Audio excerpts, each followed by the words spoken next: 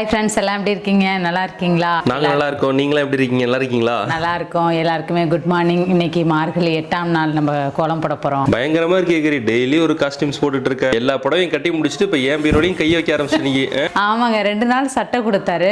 இன்னைக்கு கேட்டா என்ன ஒரு நாள் 2 நாள் கொடுத்தா என் ஷர்ட்டையே கேட்டுட்டு இருக்க அப்படிங்கிறாரு. சரி, நல்லா இருக்கே, குளிருக்கு நல்லா இருக்கே அப்படின்னு கேட்டா ரொம்ப பிகுப்படுறாருங்க. இதுல கொஞ்சம் நம்ம மாசா தெரியவும் மனசுக்கு ஏத்துக்க முடியல. அப்புறம் நேத்திக்கு போட்ட கோலம் வந்து ரிலீஸ் ஆகிறது கொஞ்சம் லேட் ஆயிருச்சு. ஒர்க்குனால கொஞ்சம் லேட் ஆயிடுச்சு. ஆமா, அப்புறம் அந்த காப்பிரைட் இஷ்யூஸ்லாம் கொஞ்சம் செக்கிங்லேயே இருந்துச்சா, டக்குன்னு பப்ளிஷ் பண்ணிட்டேன். அதனால என்ன ஆயிடுச்சு அப்படின்னா, சரியான முறையில் அந்த பூஸ்ட் ஆகலேட் இருக்கு வீடியோ சரியா போகவே இல்லை. என்னடா போகவே இல்லை அப்படின்னு பார்த்தா அப்புறம் தான் தெரியுது அந்த செக்கிங் இருக்கிறதுங்களையுமே பப்ளிஷ் பண்ணிட்டேன். ஓ அப்படியா? யூடியூப்ன்றவங்க நிறைய ரூல்ஸ் அண்ட் ரெகுலேஷன் நிறைய இருக்கு. அதெல்லாம் கரெக்டா ஃபாலோ பண்ணாதான் அதை நம்ம கரெக்டா கொண்டு போக முடியும். சரி, கௌரியை பார்த்தா அந்த ஷர்ட்ல உங்களுக்கு நல்லா மாசா கெத்தா இருக்குல்ல. இன்னொரு விஷயத்த உங்களுக்கு காமிக்கட்டுமா?